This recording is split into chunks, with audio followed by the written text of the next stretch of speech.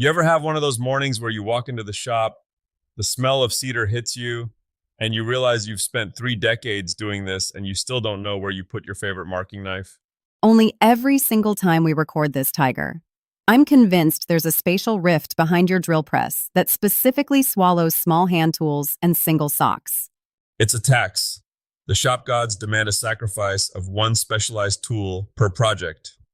But welcome in, everyone. It's Sunday, August 2nd, 2026. We're deep in the swelter of summer, and the TigerDen is humming. We've got a lot to chew on today, from the tech that's making our knuckles less bloody to the career paths that are actually putting steak on the table these days. And we're looking at what people are actually buying. Because let's face it, Tiger, your artistic vision doesn't always pay the electricity bill for that industrial dust collector of yours. Hey, that artistic vision is currently a very functional, very heavy mahogany coat rack that no one in my house uses. But point taken. We're talking maker mogul trends, some heavy-duty trade talk, and a guitar made out of construction lumber. Let's start with the shiny stuff. The tool manufacturers have been busy this summer. I saw you staring at that new Milwaukee ratchet like it was a long-lost relative. Look, I'm a simple man, but when I saw the M12 fuel extended reach ratchet, I felt a genuine sense of relief. If you've ever tried to get a standard wrench into the gut of a modern engine bay, or tucked behind a plumbing stack, you know the feeling of leaving half the skin of your forearm on a sharp bracket. This thing has a neck like a giraffe and the torque of a mule. It's about not having to take half the machine apart just to turn one bolt a quarter inch. It's basically a robotic finger for people with giant hands. But what about the Ryobi framework? That seems more like your speed for the always rearranging hobbyist. It's clever. Usually a workbench is a static monument to where you stood in 1998. The framework system is modular. You can shift the footprint as your projects grow. If you're doing small electronics one day, and then suddenly you're welding a gate the next, you aren't fighting your own furniture. It's for the guy who has a 2-car garage but only 1 car's worth of space because of, well, the addiction. We call it hobbyist enthusiasm, Tiger, not addiction. But then there's the Hilti Neuron 14-inch saw. That's not a garage tool, that's a I'm tearing up the sidewalk tool. That Hilti is a beast. We're finally reaching that point where the cord is becoming a historical artifact. Cutting concrete or heavy steel without a gas engine screaming in your ear or a trip hazard yellow snake trailing behind you. That changes how a job site feels.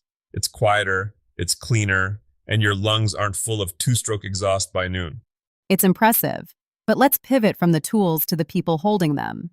You've been looking into the HVAC world lately, specifically the commercial side. Why the sudden interest in industrial cooling? Because everyone wants to be a creator, but nobody wants to be the person who makes sure the server farms and hospitals don't melt. If you're looking at the trades right now, and I mean really looking for a career that's recession-proof and high-ceiling, commercial HVAC is the heavyweight champion. Why commercial, though? My uncle does residential air conditioning, and he's busy every time the sun comes out.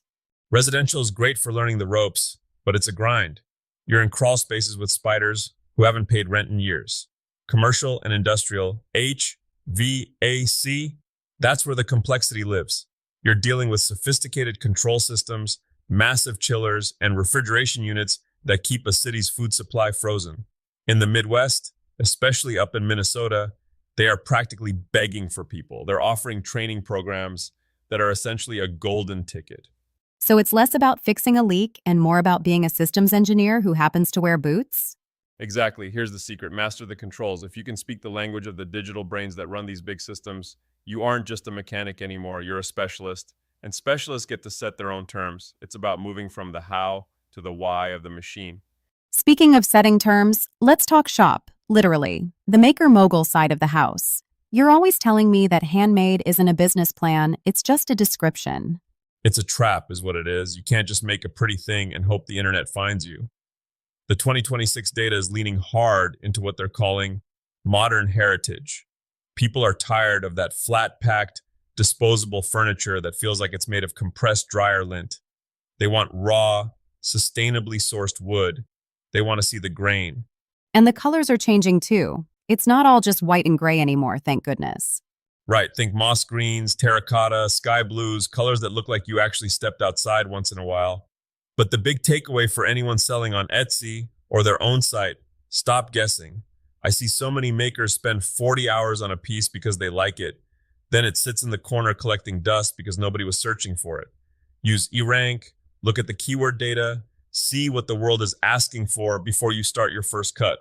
Tiger, are you actually suggesting that artists should use math? I'm suggesting they should use math so they can afford to keep being artists. There's a formula we use: labor plus materials plus overhead, then multiply it by 2 for wholesale. If the number that comes out makes you wince, you either need to be faster or your materials are too expensive. It's not magic, it's just staying in business. Let's get into the weekend warrior stuff. You saw that white oak bar table project? That seems like something even I could handle without losing a digit. White oak is the darling of the wood world right now. It's sturdy, it's got that beautiful tight grain, and if you keep the lines minimalist, it's a one-day build. It's a quick win. I think we all need those. Sometimes you need a project that doesn't take 6 months and a midlife crisis to finish. And then there's the guitar, the 2x4 guitar. When I first heard that, I thought it was going to sound like, well, a fence post. I thought the same thing. Our friends over at the Maker channel really put us to shame with this one. It's a lap steel guitar made from a standard construction grade 2x4, a few bucks in electronics, some strings, and a bit of hardware. It sounds hauntingly good. It's a slap in the face to the idea that you need a $500 slab of AAA grade koa wood to make music.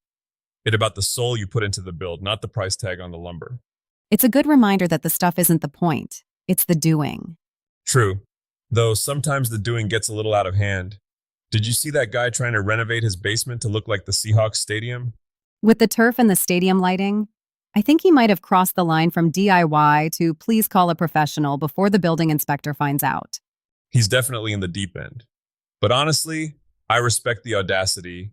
That's how you learn. You get halfway through a project that's way too big for you, you realize you've made a catastrophic series of errors, and then you figure out how to claw your way back to a finished product. That's where the real skill is born, in the middle of the mess. So, if someone is listening to this in their garage right now, looking at a pile of wood or a broken HVAC unit, what's the one thing they should take away from today? I think it's about choosing your path intentionally. Don't just drift into a project or a career because it's what's in front of you. If you want the trades, go for the high-value commercial stuff. If you want to sell your crafts, look at the data. And if you're just building for the joy of it, don't be afraid to make something cheap like a 2x4 guitar and make it sound like $1,000,000. Just maybe don't build a football stadium in your basement without checking the load-bearing walls first. Solid advice for any Sunday. We've got the TigerDen learning paths linked in the show notes if you want to dive deeper into any of this, whether you're looking to scale your business or get certified in the trades. Stay gritty, stay creative, and try to keep track of your marking knife today. We'll be back in the den tomorrow.